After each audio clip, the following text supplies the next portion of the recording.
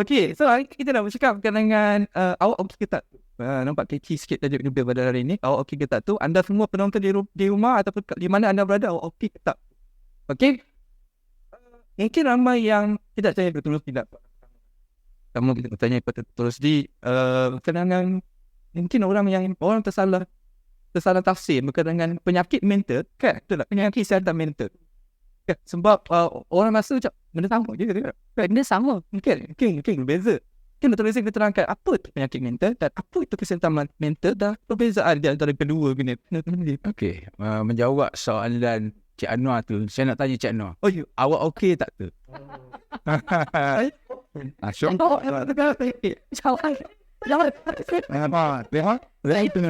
Okey juga. So kalau awak okey, maknanya awak mempunyai tahap kesihatan mental yang optimal lah. So kalau awak tak okey, ada kemungkinan awak ada penyakit mental. So memang betul, saya maklum ramai orang tak aware. Mereka mengatakan yang kesihatan mental adalah sama dengan penyakit mental. Sebenarnya dua benda yang berbeza lah, opposite sebenarnya.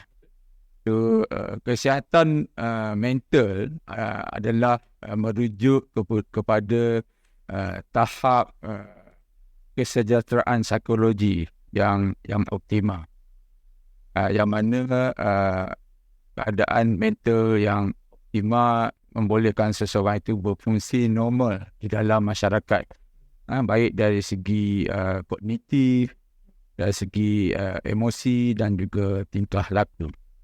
Manakala penyakit mental pula ialah satu keadaan di mana seseorang itu mempunyai gangguan mental ataupun mental disorder ataupun kecelaruan mental yang mana fungsi kognitif ataupun emosi dan juga tingkah laku telah terganggu, yang menyebabkan mereka tidak boleh berfungsi secara optimal di dalam kehidupan seharian, baik dari segi gangguan dari segi individu itu sendiri, keluarga dan juga masyarakat. Kata yang lain, kalau seseorang tu dah menyebabkan gugat dari segi fungsi individu itu sendiri ataupun dia melakukan sesuatu kekacauan atau menyebabkan masalah di dalam masyarakat itu sendiri, baik dalam keluarga ataupun dalam komuniti tersebut, dia bolehlah dikategorikan sebagai orang yang bermasalah mental ataupun mempunyai masalah mental. Sebab itu kadang-kadang ada yang dibawa oleh ahli keluarga, ada yang dibawa oleh polis bila dia tiba-tiba menjadi tidak terkawal lah di dalam.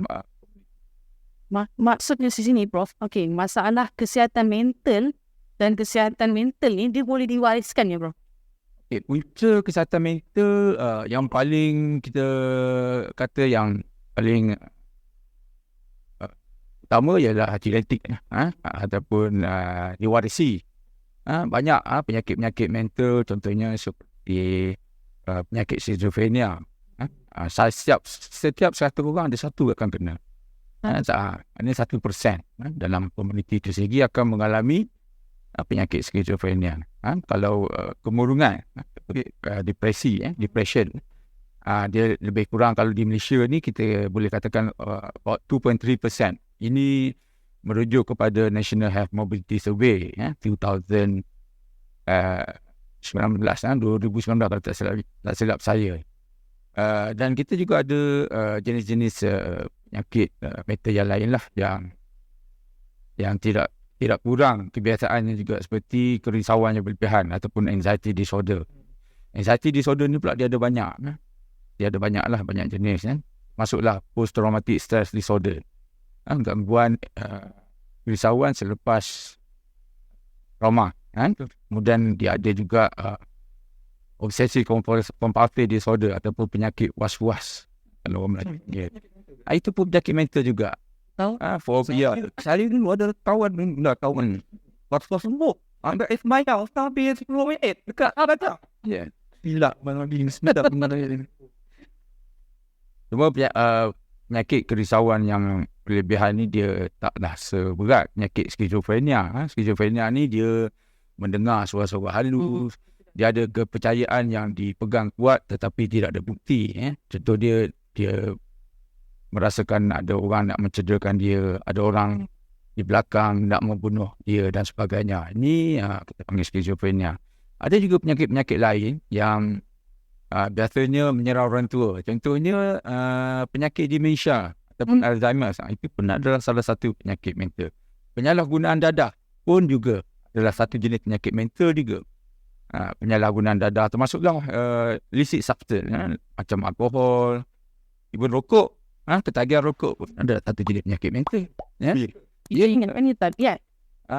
Ataupun perkuatkan. Tapi tentu ini penyakit mental. Apa-apa dari segi ketagihan tu adalah penyakit mental. Penyakit mental. Tak kisah rokok ke apa, tapi ketagihan adalah mental. Behavior, ketagihan berjudi pun adalah satu penyakit mental juga. Apa yang related pada ketagihan lah. Yes.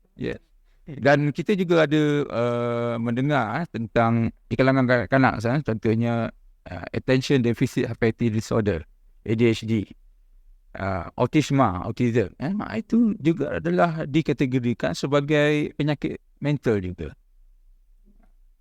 Macam tadi saya pakai ini yang saya tahu, sebarang ketagihan dikategorikan sebagai penyakit mental, tak kisahlah dia apa pun. So kalau dia obses nak kurus ke, obses itu ada salah satu penyakit mental. Yes. Semua tahap ialah yang membezakan. Kalau tahap ekstrim itu menyebabkan boleh mendatangkan keburukan kepada diri sendiri ataupun orang lain lah. Tapi kita tak tahu yang dia ketagihan pada something tapi dia tak terlalu tinggi, yang itu pun ketagihan. Obses nak kurus ataupun anorexia.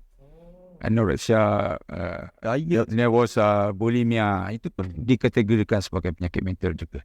Tapi kalau orang tu ketagihan sesuatu yang baik, dia katakan sebagai penyakit mental atau macam selagi dia tidak menyebabkan masalah kepada kehidupan seharian, tidak mengganggu gugat dia punya fungsi harian, contohnya pelajaran, pekerjaan, kita tak boleh kata dia kecanduan lagi ataupun disorder. Tetapi kalau dah semakin teruk sehingga menyebabkan gangguan pada fungsi harian dia, itu dah diklasifikasikan sebagai penyakit mental. Okey. Saya pun dapat tahu. Okey, tapi dapat sebelum tu kita teruskan dengan soalan-soalan seterusnya. Kita nak ucapkan selamat datang kepada semua penonton podcast kita pada hari ini. Hari ini kita nak membicarakan dengan topik kesihatan mental sempena dengan Hari Kesihatan Mental sendiri yang disambut pada setiap 10 Oktober setiap tahun. Sebab tadi ada masalah teknikal sedikit pada penggunaan rancangan. Mungkin anda tidak dengar apa yang kami ucapkanlah sebelum ni. So hari ini kita ada tetamu Puan Khairah dan Dr. Rusdi, pakar psikiatris daripada Universiti Maya. So selamat datang kepada semua penonton. Kalau ada sebarang pertanyaan boleh diajukan di ruangan komen. Jangan lupa saksikan nama bersedia air tangga. Itu kena ada juga expert. Okey, berdasarkan kesimpulan daripada soalan pertama tadi kan. So saya boleh, apa yang saya faham tak dengar juga kalau saya tanya. Kesihatan mental tu adalah satu macam definisi lah. Semua orang ada tahap kesihatan mental masing-masing. Kan? So penyakit mental tu adalah penyakit yang melibatkan kesihatan mental. Kesihatan mental tu macam kita lah. Tak, kesihatan mental mungkin baik, mungkin tidak. So, kalau tidak, mungkin dia penyakit mental. Betul lah? Itu kan? Ya. Ataupun diklasifikasikan kebahagiaan mental. Kebahagiaan mental, itu kesihatan mental. Tapi kalau terlampau bahagia pun bukan juga. Terlampau bahagia tu dah jadi penyakit mental. Kita ada satu penyakit yang kita panggil penyakit bipolar. Bipolar disorder ataupun penyakit dua kutub. Dia macam unipolar depression, macam penyakit kemurungan juga. Tapi dia ada another extreme. Dia ada kadang-kadang dia tidak boleh kontrol bahagia dia tu. Terlampau bahagia. Terlampau bahagia pun tak. Dia nak tunjuk contoh lah. Dia lah famous figures lah. Macam di media masa yang kita tengok. Dia pernah tengok cerita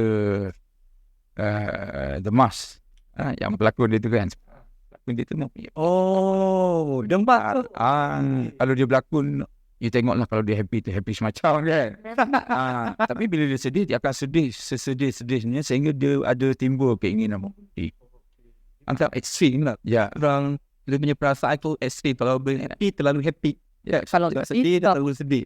Ya, betul. Bipolar ni ada orang panggil MDP, Manic Depressive Psychosis. Itu term dululah. Bila dia manic ni, dia akan gembira sangat, very energetic. Dia rasa tak perlu tidur, kemudian dia nak buat banyak benda dalam satu masa. Tapi satu pun tak jadi. Dan akhirnya menyebabkan masalah pada orang sekeliling dan diri dia sendiri. Kadang-kadang dia spend money a lot, dia belanja duit banyak, dan apabila menyedari yang dia telah berhutang dan punya hutang kat kredit dan sebagainya, dia akan jadi depressed pula. Bila dia depressed, dia akan murung, dia akan tak boleh tidur dan sebagainya, ataupun tidur banyak, dan dia akhirnya ada keinginan yang kesan-kesan. Sebelum kita nak teruskan, kita nak baca soalan dari penonton. Kalau kalian boleh nampak essay kat depan diri tu, depan mono ini. Kalau kalian nak baca kan, pada Okey. Kita dapat ni daripada Muhammad Aiman. Salam doktor. Saya nak tanya macam mana nak elakkan self and overthinking. Overthinking. pada Muhammad Aiman. Okey, biasanya kalau Aiman okey, Aiman takkan overthinking. Kalau Aiman tak boleh nak kontrol, malam-malam nak tidur pun tak boleh, dalam fikiran tu sentiasa ada berfikir macam-macam, menyebabkan tak boleh tidur dan sebagainya. Jadi Aiman perlu datang jumpa doktor lah. Tapi sebelum datang jumpa doktor, apa yang boleh Aiman lakukan, seperti Aiman kontrol kita panggil control breathing pun relaxation therapy. Aiman boleh pejam mata, bayangkan berada di tempat yang dah, kemudian Aiman tarik nafas dalam-dalam, bila dalam hati 1, 2, 3, 4, 5 baru hembus. Lakukan ini dalam 5 hingga ke 10 kali pusingan. Aiman akan dapati perasaan cemas Aiman itu akan berkurang. Nadi Aiman akan balik normal. Jantung tidak lagi berdenyut dengan terlampau cepat. Dan Aiman akan merasakan emosi agak stabil lah. Tapi kalau buat ini tak boleh juga membantu, maka Aiman boleh datang jumpa doktor untuk mendapatkan rawatan lanjut. Tadi Prof kata overthinking tu, adakah dia dalam benda macam berskala, Prof? Maksudnya setiap hari overthinking ataupun dalam satu perkara je? Contoh kita dalam situasi ni, so dalam tempoh tertentu saja. Adakah itu? Dia bukan dalam tempoh tertentu ataupun brief period. Dia akan hampir setiap masa dalam sehari itu dan selama berhari-hari. Itu yang Biasanya dia melebihi masa selama sebulan. Baru kita kata dia ada disorder lah. Ataupun masalah kerisauan yang berlebihan. Ataupun anxiety disorder. Ada lagi soalan daripada penonton, daripada Siti Rohanizah. Okey, dia nak tanya, sakit mental ni boleh diubati ataupun tidak? Semestinya boleh diubati. Penyakit-penyakit yang saya sebutkan tadi, contohnya seperti skizofrenia, boleh diubati menggunakan rawatan ubat-ubatan dan juga terapi ataupun kaunseling jugalah. Begitu juga dengan penyakit-penyakit lain. Seperti di Pusat Perubatan Semalaya, di mana saya sedang berkhidmat sekarang, kita ada rawatan ubat-ubatan. Banyak, contohnya seperti ubat psikotik, ubat tidur, dan of course kita bukan hanya bergantung kepada ubat semata-mata, kita juga memberi terapi rehabilitasi, terapi kerja, ataupun shelter workshop. Dan bukan itu saja, untuk penyakit-penyakit mental yang kronik ni, kita juga memberikan mereka what we call penempatan kerja dan sokongan kerja.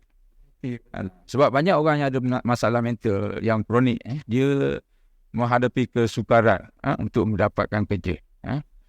Mengikut National Mobility Survey 2019, hanya 10%, kurang daripada 10% mereka mempunyai masalah penyakit mental ni dapat bekerja sepenuh masa. Jadi mungkin mereka ini perlu untuk mendapatkan rawatan dan juga rehabilitasi untuk mereka kembali semula bekerja di dalam masyarakat. Oh, okey. Menarik. Cuma setiap penyakit ada ubat lah. Ya. Okay, mungkin tempoh waktu tu bergantung kepada tahap kan. Contoh kalau orang yang serius mungkin mengalami masa yang agak lama. Ya. Tapi yang tak berapa serius mungkin dalam masa average paling cepat berapa lama dia boleh.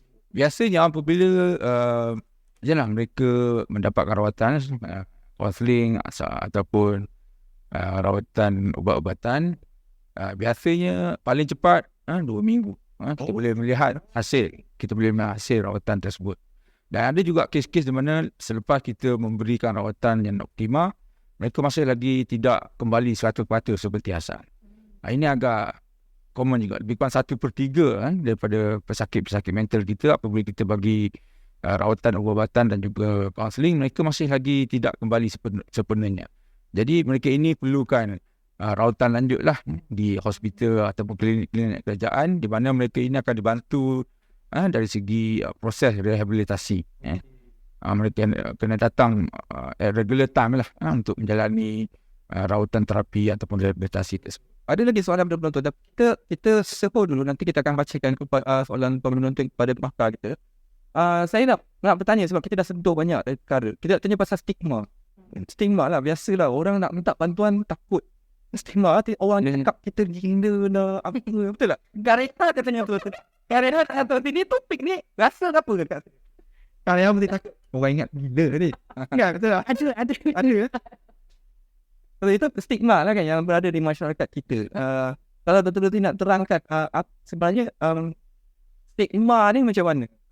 Ni dalam isu kesihatan mental ni. Okay, stigma berkenaan penyakit mental adalah masih lagi agak menebal di negara kita lah. Kesedaran penyakit mental tu adalah masih lagi rendah. Ini menyebabkan ramai orang yang ada masalah mental, mereka merasa malu untuk datang mendapatkan rawatan awal, dan akhirnya menyebabkan penyakit mental mereka menjadi semakin parah. Dan ada di antara mereka yang mempunyai perasaan ataupun kelakuan mencederakan diri, bunuh diri dan sebagainya. So kesedaran mental di negara kita, saya akui lah masih agak rendah berbanding dengan negara-negara majulah terutamanya.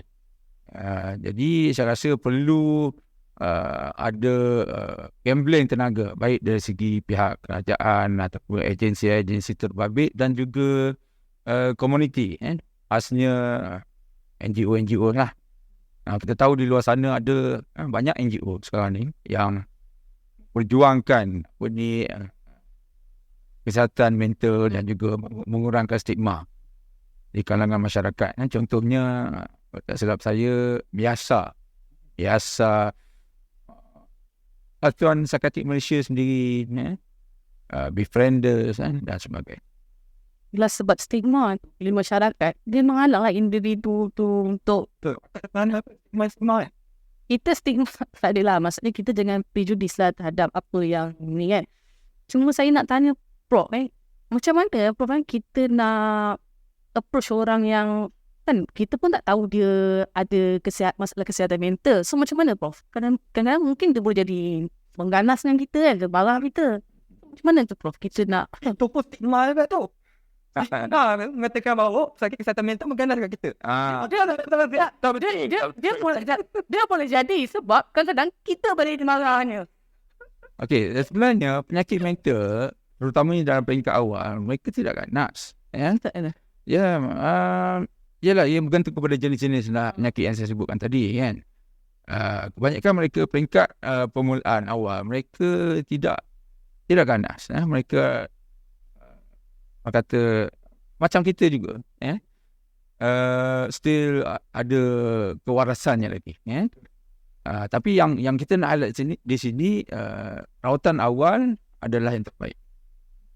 Saya beri itu pencegahan lah. Pencegahan juga merupakan satu benda yang penting lah untuk kita buat.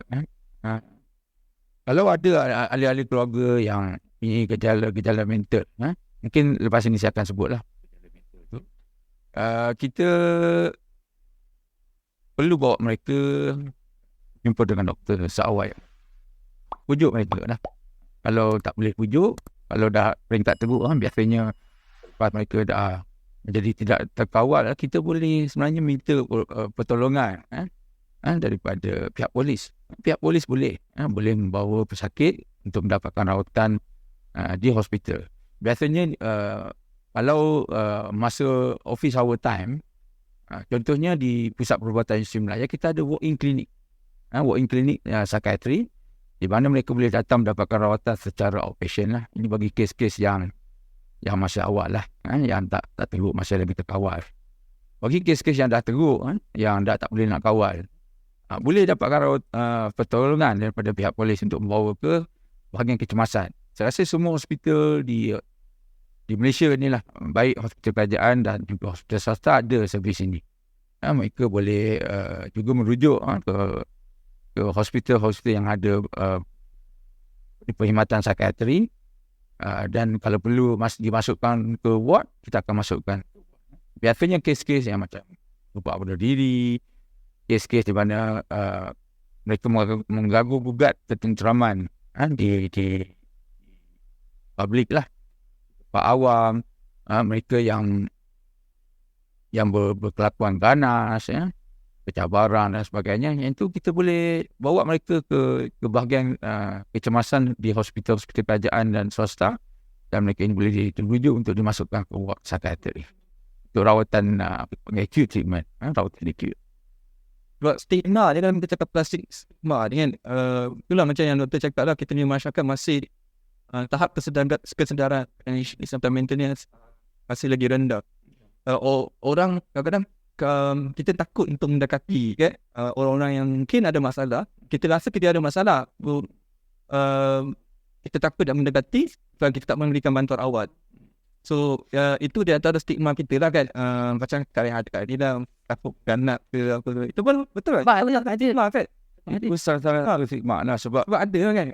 Ada pengalaman ke pengalaman kawan-kawan lah dalam keadaan macam tu kan. itu sebab dah terlampau lewat sangat.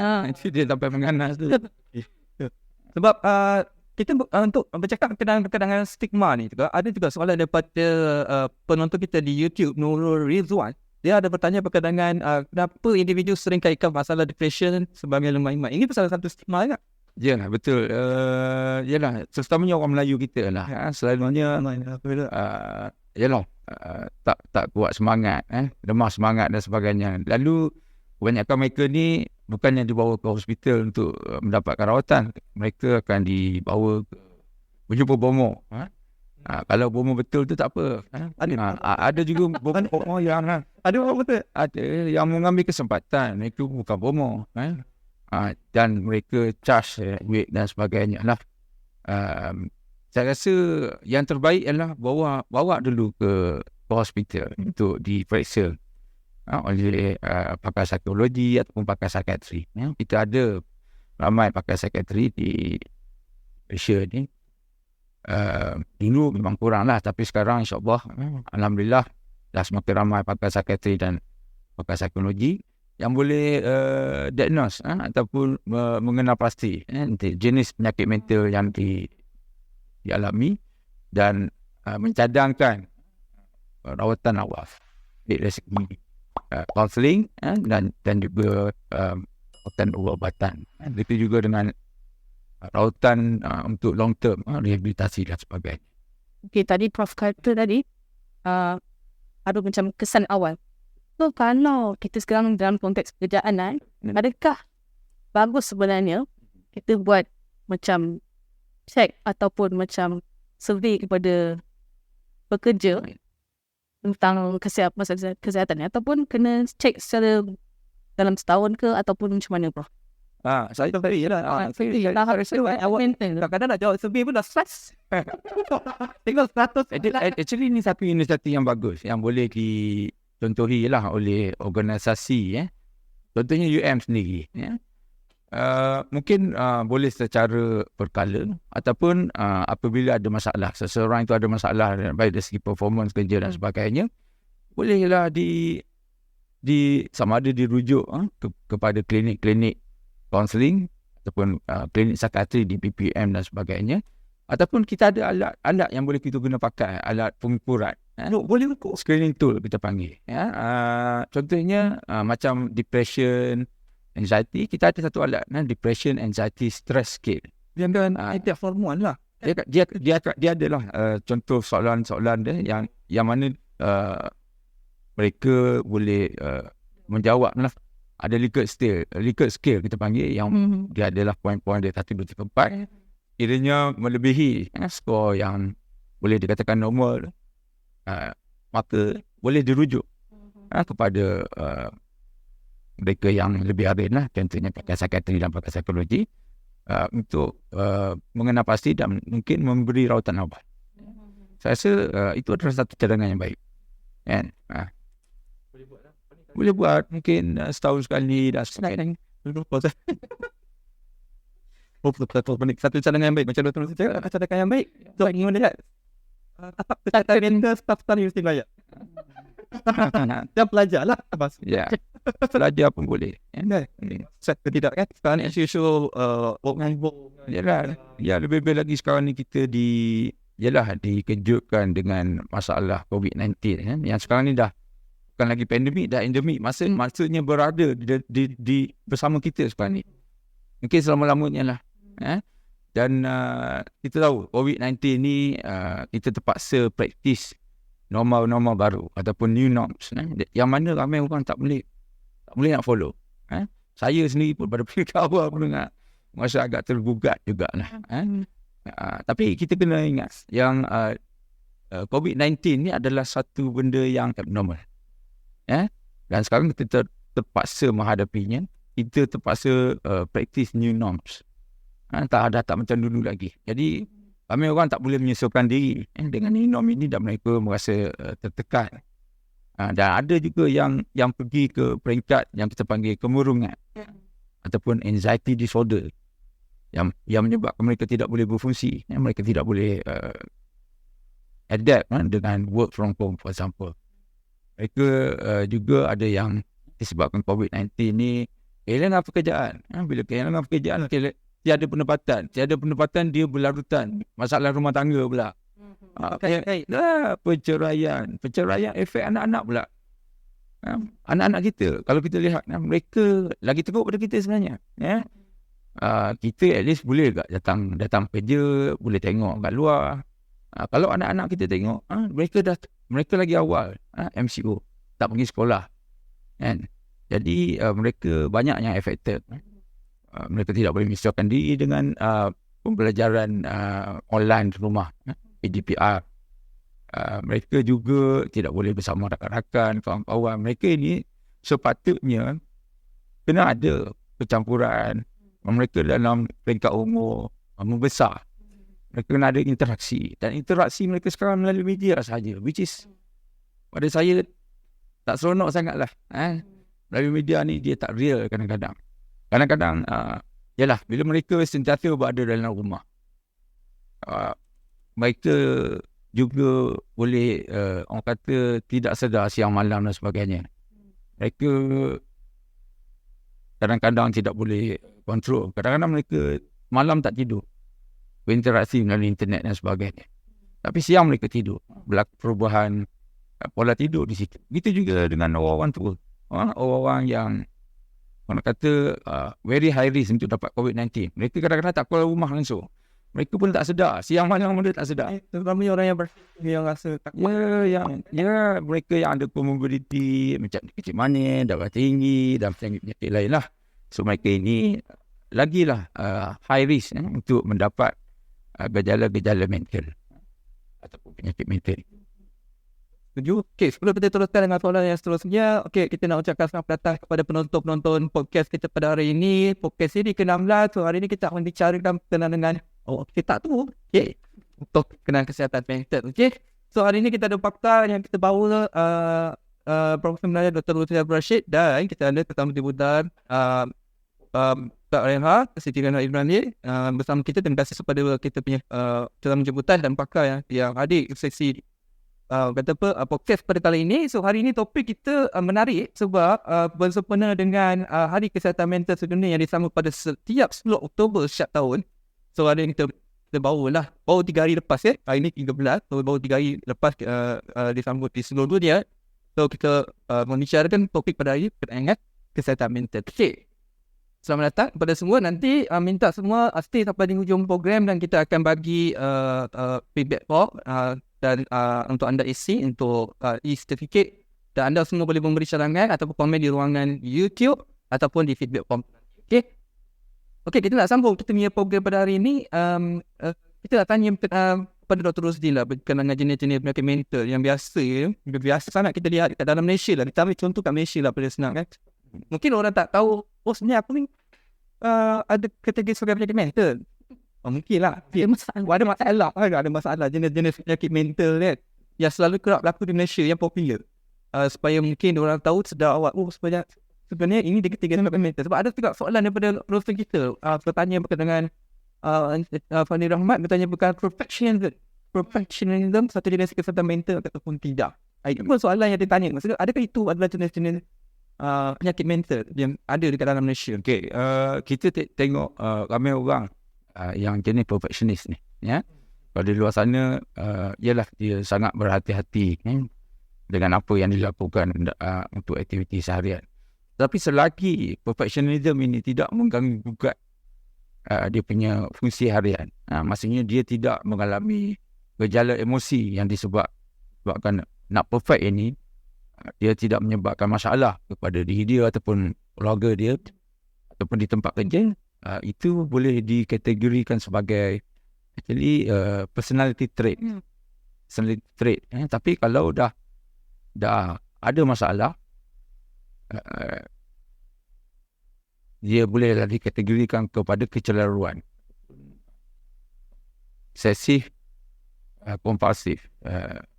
Obsesif kompulsif ni ada dua lah sebenarnya. Kalau dia daripada kecil, dia ada perfectionist, itu dipanggil obsessive personality trait. Tapi kalau dia muncul apabila dah dewasa, baru ada, itulah kita panggil obsessive compulsive disorder ataupun kecelaruan obsesif lah, kompulsif. Yang ni perlukan rawatan. Sebab orang yang mengalami itu, dia tahu benda ni adalah suatu yang tak normal, tetapi dia tidak boleh kontrol, dia tidak boleh kawal. Sentiasa benak dia tu dihujani oleh thought ataupun pemikiran tentang nak perfect ini. Dia boleh dalam berbagai tema lah. Biasanya tema tentang kelakuan itu sendiri, nak perfect everything. Ada juga tema berkenaan dengan kebersihan. Itu boleh menyebabkan dia mempunyai kita panggil rituals, ataupun perlakuan, contohnya membasuh tangan, terlampau banyak guna sabun dan sebagainya. Ada juga dia lebih kepada tema safety. Safety ni dia akan check dapur gas, fuse elektrik. Impression itu. Perfect. Dia nak perfect. Cuma tema yang berbeza.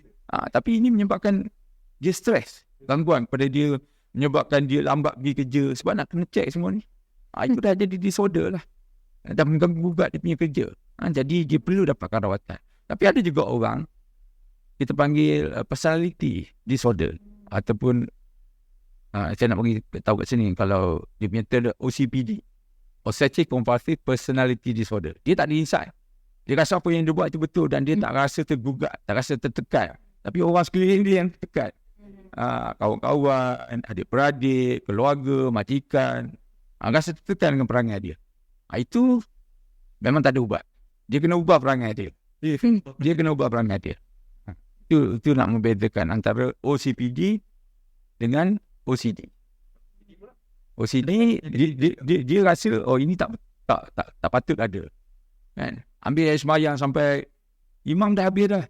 Kalau semayang, dia tak habis lagi ambil air semayang. Dia duduk pasal pembalian air, penggunaan sabun yang banyak kan? Kalau dalam family saya nak cerita lah, ada sampai bercerai-berai tau. Isteri guna sabun banyak, guna air banyak. dia punya bil air tu macam bil kilang, bukan bil rumah tau. Sebab terlalu banyak guna air. Suami kita dipaksa beli sabun, beli tisu dan sebagainya. Kalau orang nak datang rumah, dia tak benarkan orang datang rumah. Setiap kali orang datang rumah, dia terpaksa cuci semua. Tengok memenatkan dia. Ini adalah satu disorder. Boleh ada rawatan. Boleh kontrol. Boleh jalani kehidupan normal. InsyaAllah. Kalau mendapatkan rawatan, terutamanya rawatan terapi yang kita panggil cognitive behavioral therapy ataupun terapi tingkah laku. Dan juga ada ubat. Ubat contohnya ubat kita pakai anti-anxiety atau antidepressant. Contohnya SSRI, Selective Serotonin Reuptake Inhibitors. Ubat ni dia kena makan selama 6 hingga 9 bulan dan dia akan okey. Boleh hilang perasaan-perasaan yang menyebabkan dia jadi macam tu lah. Kadang masalahnya Mas, kadang tak perasan kot. Betul. Rasa macam betul Juga sebab betul. Macam tadi doktor dia ada bagi tahu yang kalau dia memberi kesan dia kena jumpa pakar. Yeah. Tapi kalau kita tengok kadang-kadang mungkin kepada seseorang tu dia dah terbiasa itu dalam rutin dia. Macam macam nak check gas dalam mata. So itulah rutin harian dia daripada kecil untuk. Itu dah biasa untuk diri. Itu OCPD lah. Obsessive compulsive personality disorder. Okay. So kalau kes macam tu, contoh kalau sampai dia dah terbiasa, sampai dia tak terasa terbeban kepada diri dia, adakah dia kena jumpa pakar juga ataupun orang yang macam tu dia takkan jumpa pakar. Dia kata dia well.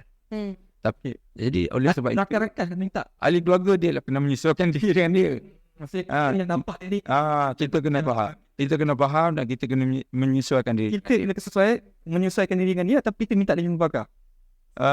Boleh juga kita minta dia dibawa untuk jumpa doktor. Tapi biasanya lah OCPD ni memang ubat memang takkan mengurangkan perlakuan itu. Mungkin terapi kaunseling boleh mengurangkan sedikit lah dia punya behavior itu. Dan kita yang penting sekarang kita kena address isu ni kepada family supaya family dia faham, supaya family dia tak rasa tertekan yang amat sangat lah kan, akibat daripada perbuatan. Ya, itu dia jadi dia family jadi betul kita tak. Ya, itu tempat dia. Okey, menarik. Okey, saya tertarik juga tadi perangai yang Dr. Rozli berkata berkenaan peluang pekerjaan. Peluang pekerjaan. Kadang-kadang ramai, ini mungkin stigma juga lah yang bicara juga. Biasalah stigma kan. Orang takut nak jumpa doktor sebab takut pekerjaan efek memberi kesan. Sebab ini ada doktor. So macam mana tu? Adakah macam kita sebagai staff, mungkin kita nak jumpa doktor alamak nanti kita dapat sebab staff efek kerja kita kena berhenti kerja. Sebenarnya mendapatkan rawatan tu adalah satu benda yang bijak sebenarnya. Sebab dia boleh diubati, itu satu benda. Dan doktor juga boleh cover in case kalau dia nak kena dibuang kerja dan sebagainya. Jadi doktor boleh menulis report untuk memberi peluang pada dia untuk mendapatkan rawatan, komplitkan rawatan dan kembali bekerja. Contohnya saya ambil ada seorang student di UM, dia tak boleh bekerja kerana masalah keperluan. Jadi doktor boleh bagi surat supaya dia diberikan rawatan dan diberi cuti. Jadi dia tak perlu ambil peperiksaan untuk masa yang dia sakit itulah. Dan dia dikira sebagai orang kata dapat tempoh yang lebih panjang untuk dia mengambil peperiksaan tanpa sebarang penalti dikenakan. Jadi dia takkan dibuang ataupun dikenakan sebarang tindakan oleh pihak atasan ataupun dekan dan sebagainya lah. Jadi ini yang lebih baik sebenarnya. Student kalau staff tak, dia ada pengalaman ke staff. Sebab kadang-kadang pihak atasan atau pihak pengurusan pun kadang-kadang ataupun kita lah bila dapat selanjutkan orang tu betul saya rasa yalah, kalau dari segi penyakit mental yang biasa yang kita tengok macam pemurungan, kerisauan yang berlebihan, saya nampak majikan sudah ada kesedaran yang amat baik lah. Mereka memahami yang pesakit perlukan rawatan. Ada kebanyakan majikan even sponsor untuk rawatan itu dan memberi peluang pada individu tu untuk masa peringkat pemulihan tu bagi live job bersama dan kadang-kadang mereka juga menyarankan untuk mengambil cuti dan sebagainya lah. Jadi saya rasa itu adalah lebih baik daripada orang yang mengalami gejala mental dibuang kerja serta-merta tanpa sebarang alasan. Ya. Kepada orang-orang di luar sana, jangan takut untuk pakar, untuk mendapatkan nasihat sebab ada surat nota. So saya rasa majikan kita pun akan sokong kan, kita tak nak memberikan kita macam tu sahaja kan. So kita suka pertolongan dan penyakit mental macam doktor cakap kita boleh diubati paling cepat 2 minggu. Itu kalau tak serius kan. So Tapi dia akan berulang tak? Maksudnya kalau dia dah lepas 2 minggu tak boleh. Macam tu. Sebenarnya penyakit mental ni kebanyakannya adalah satu penyakit yang kronik sebenarnya. Boleh berulang. Boleh berulang. So jamuannya penyakit-penyakit mental seperti skizofrenia, kalau dia berhenti makan ubat, dia berulang. Biasanya dia akan datang pada penyakit itu. Jadi kena makan ubat lah. dia kena makan ubat secara jangka masa panjang lah. Sebenarnya seumur hidup lah kalau skizofrenia tu. Tapi kalau kemurungan 9 ke 12 bulan saja boleh berhenti ubat. Dan ubat ni tidak menyebabkan ketagihan. Ramai orang salah tafsir makan ubat ni boleh menyebabkan ketagihan. Tak semestinya. Ubat antidepresan, contohnya seperti SSRI, dia tak menyebabkan ketagihan. Boleh makan dan boleh berhenti bila-bila maksud. Tak ada menyebabkan simptom orang kata menjadi lebih teruk bila berhenti. Jadi yang ubat ini kebanyakannya adalah selamat untuk digunakan jangka masa panjang. Telah terbukti secara saintifik dan diuji. Dan selamat untuk digunakan jangka masa berbulan-bulan ataupun bertahun. Kita ada soalan daripada penonton. Dia menarik juga sebab dia berkena dengan topik perbualan kita sekarang. Ni daripada Yus Rina. Assalamualaikum. Saya nak tanya berkaitan dengan depression. Macam mana kita nak tahu seorang itu benar-benar mengalami depresi? Sebab sebenarnya orang kata mengalami depression tak pengasahan daripada pakar. Yalah, kadang-kadang kawan kata kau depression lah. Bukan kawan pun kita berkata depression. Tapi sebenarnya tak ada pun nasihat pakar yang mengatakan kita ni adalah mengalami gangguan tersebut lah. Dan dia tanya soalan yang kedua kat bawah juga, adakah depression ni kita boleh berimaginasi mana yang tadi? Berhalusinasi. Okey. Tanda-tanda penyakit kemurungan yang biasa yang dialami oleh mereka yang mengidap kemurungan ni adalah perasaan sedih yang berpanjangan secara berterusan selama lebih daripada 2 minggu. Kalau kita sedih sehari 2, lepas tu esok okey, itu bukan kemurungan. Kalau kerap hari okey, lepas tu esok Dia mesti persistent. Hari-hari rasa sedih lebih daripada 2 minggu. Itu pertama. Yang keduanya, mereka akan hilang minat untuk buat perkara-perkara yang biasa mereka lakukan. Kalau dia kerja, dia tak rasa nak pergi kerja. Kalau dia masih belajar, tak rasa nak pergi untuk belajar itu. Hilang minat. Kemudian ketiga, hilang tumpuan dalam aktiviti seharian lah. Tak boleh tumpu perhatian. Tak boleh fokus. Ya. Dia punya attention concentration tu akan reduce. Kemudian mereka mulai ada gangguan fungsi biologi. Biasanya gangguan tidur. Sama ada tidur banyak ataupun tak boleh tidur langsung. Ataupun tidur tak nyenyak. Ada bangun in between. Ataupun intermittent awakening. Gangguan makan. Selera makan kurang ataupun selera makan tambah. Dia bergantung. Ada kebanyakannya tak lalu makan. Kalau tak lalu makan tu dalam jangka masa panjang dia akan hilang berat badan lah. Ada orang dia depress makan banyak, tidur banyak, badan naik. Kemudian rasa tiada harapan. Kadang-kadang rasa diri tak guna. Rasa perasaan bersalah, baik pada diri sendiri dan keluarga. Dan yang paling teruk, bila dah benda ni tak diuruskan dengan baik, boleh menyebabkan perasaan ingin mati. Rasa nak bunuh diri. Ataupun mencederakan diri. Dan kalau tak dirawat lagi, akhirnya mereka boleh ada benda-benda yang pelik Contohnya mendengar suara-suara halus. Itu tahap last. Tak last lah. Kalau nak bunuh diri, dah ada dengar suara-suara halus ni, ini boleh dikatakan dah teruk lah. Ini tentang penyakit kemurungan. Kalau boleh janganlah tunggu sampai ada dengar suara ataupun nak bunuh diri, baru nak datang jumpa doktor. Kalau dah ada ini, kita kena sebagai ahli keluarga ataupun kawan-kawan ataupun significant others, kena bawa dia ke kecemasan di hospital kerajaan. Itu biasanya dia akan dimasukkan ke hospital lah. Tapi kalau peringkat awal baru rasa sedih lebih pada 2 minggu dan hilang minat untuk buat apa saja, tak boleh nak concentrate, tak boleh tidur terlampau banyak, ni hilang selera makan dan sebagainya. Ini boleh pergi ke klinik walk-in, macam di PPUM, Pusat Perubatan Malaysia Melayu, dia ada walk-in klinik every day, weekdays. You datang pagi boleh jumpa tu doktor boleh bagi ubat then and then. And kalau di Kementerian Kesihatan Malaysia, tak silap saya, SKL pun ada walk-in. Tapi di hospital lain biasanya dia ada appointment lah. Dia buat appointment system. Tapi kalau lepas pada office hour, kalau dalam keadaan kecemasan, pergi saja ke unit trauma. Macam di PBN kita panggil trauma dan kecemasan.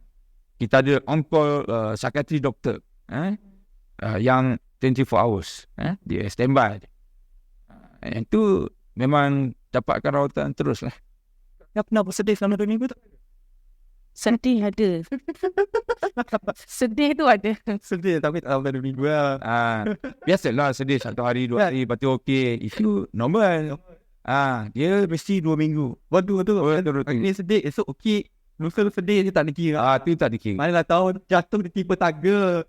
Setiap kali selang. Kita sebagai manusia ni memang ada naik turun kita punya emosi. Kadang-kadang kita happy, kadang-kadang kita sedih. Dan itu satu perkara biasa sebenarnya. Bila tahu jatuh di tipe tangga hari ni, setiap hari ada perkara buruk berlaku kita. Hari-hari kita sedih. Kau tak pernah lah Tak ada. Nah, Kita nak tanya dia pula. tak ada. Pernah ke? InsyaAllah tak pernah lagi. Sedih ada. Sedih ada. Tapi kebanyakan ni macam mana? Kadang-kadang lelaki yang perempuan kan lebih berisiko. Baik, berisiko untuk dapat kemurungan ni perempuan. Perempuan takut kan cik? Perempuan. Betul-betul tak kena perempuan. Perempuan ni dia kecenderungan pendam untuk memendam. Itu sebab dia lagi risiko untuk dapat depression ni lebih tinggi daripada. Kalau tak silap saya, mengikut National Health Survey 2019, prevalence lifetime seumur hidup untuk perempuan ialah lebih kurang dalam 2.6%. Kalau untuk lelaki lebih kurang dalam 2% saja. Jadi yalah memang lebih sering berlaku pada orang perempuan. Orang lelaki ni dia lebih kepada externalizing. Dia bukan internalizing dia punya emosi. Dia lebih kepada yalah, kalau dia murung, dia akan main game. Main sport dan sebagainya. Ada yang menggunakan substance, penyalahgunaan dadah. Dia self-medicating dia punya emosi itu ke arah itu. Itu lelaki. Kalau perempuan ni dia memendam rasa, internalizing. Itu dia menyebabkan dia lebih berisiko untuk mengalami. So Kita ingat macam pendam tu. Baik. Kita kena bina support system di keliling kita lah. So bentuk kementerian punya program Let's Talk Minda Senat. Padahal kita kena bercakap, berkomunikasi dengan rakan, bercik-chat. So sekarang ni macam mana pula? Kalau yelah zaman sekarang orang chit-chat guna social media, tak face to face kan. So macam mana tu? Boleh lah. Macam mana? Walaupun tak begitu sempurna dari segi emosi kita tak berapa boleh nak share sangat. Tapi memadai lah. Kalau kita bercerita baik di media masa online dan sebagainya, saya rasa dia boleh membantu mengurangkan cerita kemurungan tu. Dan insyaAllah kita pun ada orang yang sokong kita. Dia rakan sebaya ataupun itu penting lah. Support system kita. Betul. Yes. Rakan OP sebaya. Itu penting ya untuk kita membantu. Kadang-kadang kita kita perlu bercakap dengan orang-orang yang mungkin ada masalah depression secara ringan-ringan. Jadi dengan bercakap tu kita tahu kita bukan kesorangan. Bukan kita saja yang ada masalah ni, kawan-kawan kita pun dia share dengan kita juga. Jadi kita ada rasa kebersamaan kat situ. Bercakap dan mendengar. Yes. Kan? Tapi selalunya bukan orang semua mendengar dengan baik. Ada orang dengar atau respon. Ya. Lelaki lah. Dengar bini cakap. Tak respon. Tak apa.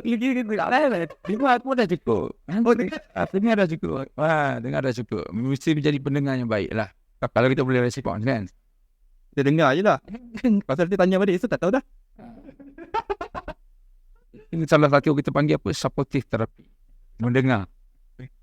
Pendengar tanpa memberi komen. Kadang orang saja nak meluangkan. Tadi Prof dah sebut pasal gender. Kalau macam golongan pula, golongan-golongan yang apa ni, macam kanak-kanak, individu, macam orang tua. Dia berbeza. Kesan tu berbeza kan. Macam belia mungkin kanak-kanak, dia punya kesan tu berbeza. Kan? Orang tu mungkin berbeza. Kalau doktor, ya betul. Contohnya kalau kemurungan di kalangan kanak-kanak, dia mungkin presentasi dia tu ataupun presenting symptom dia tu agak berlainan berbanding dengan dewasa atau remaja. Remaja lebih kurang sama lah. Tapi kanak-kanak yang masih kecil, contohnya di sekolah rendah ataupun menengah rendah, mereka presentasinya agak berlainan. Mereka mungkin tidak tahu yang mereka sedih dan sebagainya. Mereka mungkin ada masalah dari segi biological symptom tadi lah. Tidur kan, ada perubahan pola di situ. Mereka juga menyendiri, tidak mahu bercakap, tidak mahu pergi ke sekolah. Inilah tanda-tanda di kalangan kencing di tempat tidur, bermimpi di malam hari. Ya boleh. ni golongan remaja ni lah. Ya, golongan kanak-kanak. Kadang-kadang. Remaja pula dia lebih cenderung symptomnya menyamai orang dewasa juga lah. Tetapi mereka ini kita perlu ingat, golongan remaja adalah satu tempoh di mana mereka ni menempuh pelbagai pengalaman baru.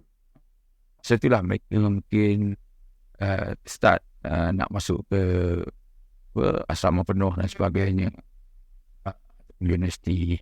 Masa ni lah orang kata mereka mula nak bernegang sikit lah dengan ahli keluarga, terutama ibu bapa, dan Pasal peralihan. lebih cenderung untuk bersama rakan-rakan.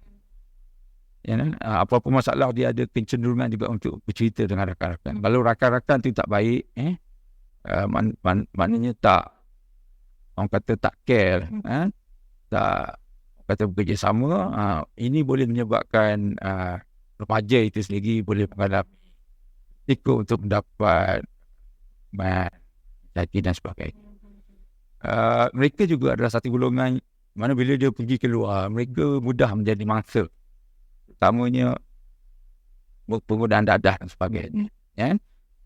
Mereka ini senang untuk dimanipulasi oleh orang yang menjual dadah, dan ada juga di kalangan mereka ni sangat terdedah pada peer pressure rakan-rakan. Jadi kajian juga menunjukkan lebih 40% penyebab kepada masalah kemurungan ni adalah disebabkan peers ni.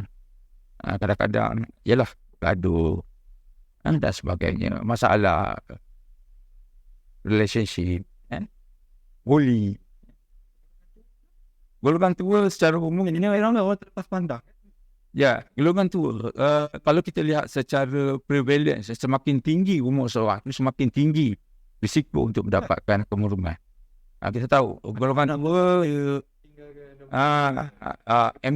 emptiness syndrome itu salah satu punca lah. Yang keduanya, mereka ni ada perubahan hormon, menopause bagi orang perempuan, andropause bagi lelaki. Jadi masa tu ialah penyakit comorbidity, penyakit macam-macam lah, penyakit kronik, darah tinggi, kecemasan ni. Malah COVID sendiri pun kita tahu golongan ini lebih terdedah kepada risiko mendapat COVID-19 yang stage 4, stage 5. terutamanya bagi mereka yang tidak mendapatkan suntikan vaksin. Dan kita tahu ramai antara golongan warga emas lah sekarang ini mungkin okey sikit lah, dah boleh cross border kan. Yang duduk di kampung ni tak ada support. Mereka pun kalau kita lihat dari segi nak berkomunikasi menggunakan gadget pun agak terbatas. Kalau dia guna handphone pun dia banyak yang menggunakan handphone yang style lama, 33% sen. Jadi dia boleh lah juga cakap kan, tapi dari segi lainnya mereka tak ada kelebihan itu. Jadi mereka lebih cenderung untuk mendapat masalah kekurangan dan sebagainya. Itu lebih risiko besar lah. Ya, Kita kena lagi yang macam setahun 2 tahun saya tu kita tak boleh melintas negeri, biar kita dekat kampung 2 tahun berserangan. Dan saya nak highlight kat sini, di Malaysia kalau kita bandingkan dengan masyarakat di luar sana, di Malaysia dia simptom kemurungan pun agak atypical. Ramai orang kita tak mengaku dia sedih, terutama orang tu. Dia akan cakap lebih kepada masalah kita panggil masalah macam sakit badan, masalah tak boleh tidur. Kalau tanya murung ke sedih ke, tak sedih kan. Sakit belakang, pening kepala, lepas tu tak nak makan. Dia macam budak-budak juga lah lebih kurang. Okay, last soalan sebab ramai yang bertanya berkaitan dengan platform bantuan yang ada. Last soalan kepada Dr. Tebak, masa pun dah melebihi jam. Platform yang bantuan yang ada. Okey, untuk di UM ataupun di tingkat kementerian. Okey, di UM seperti yang saya cakap tadi, kita ada hospital pusat tempatan Nasib Melayu. Kita juga ada Nasib Melayu Specialist Center, yang mana anytime you boleh mendapatkan rawatan awal.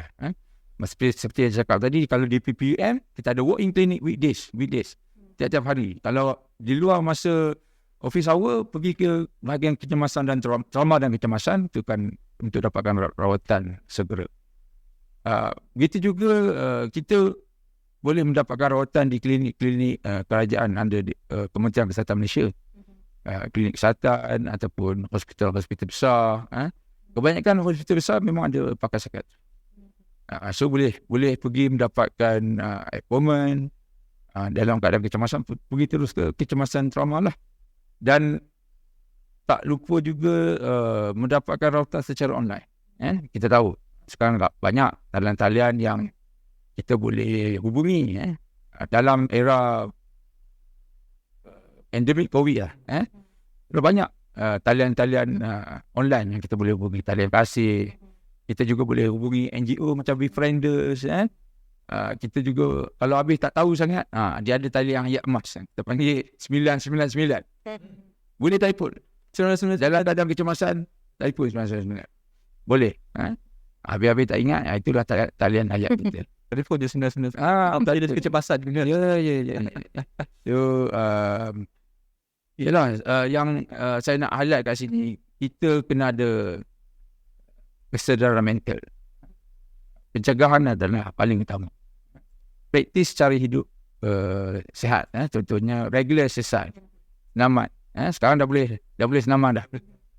Kemudian tidur yang cukup, praktis good sleep hygiene. Terutamanya ialah lebih-lebih lagi pada student-student kat luar sana yang PDPR. Kadang-kadang ialah siang tu mereka PDPR sampai malam lah. Pukul 11 pun ada lagi. Sebab ialah bila you mengajar online ni kadang-kadang you perlukan lebih masa dan lebih faham. Tapi lepas tu baru dia orang chit-chat dengan kawan-kawan. Sebab tak ada chit-chat. Kadang-kadang mereka tak boleh kontrol. Malam mereka chit-chat sampai pagi. Lepas tu pagi tidur. Dia punya sekadar rhythm tu, sleep tu dah bertukar. Dan apabila ini berlaku, boleh meninggikan risiko lagi untuk mendapatkan penyakit-penyakit psikiatrik. Contohnya kemurungan dan sebagainya. Okey, saya rasa itulah yang kita perlu. Ya, practice good sleep hygiene lah. Tidur tu kena regular time, tempat tidur kena bersih. Dan dalam era endemik COVID ni, saya rasa masih ada lagi yang work from home. Kalau kita work from home, kita kena bezakan tempat tidur kita dengan tempat bekerja kita. Sekarang ni saya perhatikan lah, ramai yang gunakan bilik tidur sebagai tempat bekerja. Tak sihat. Itu tak sihat sebenarnya. Itu tak sihat. Kalau boleh kita adakan satu ruang yang khas untuk kita bekerja. Biasanya ruang tamu, bilik-bilik kosong yang kita ada di rumah tu. Jangan jadikan bilik tidur kita sebagai tempat bekerja. Biasanya kalau jadi sedemikian, kita lost track. Kita malam tak boleh tidur dan sebagainya. Kecenderungan kita menyebabkan, kecenderungan bekerja itu menyebabkan kita tak boleh tidur. Dan ini boleh, tidur ni adalah satu perkara asas. Kalau kita tak boleh tidur 3 hari, kita boleh jadi gila. Sebab tidur tu adalah satu proses di mana badan kita regenerate.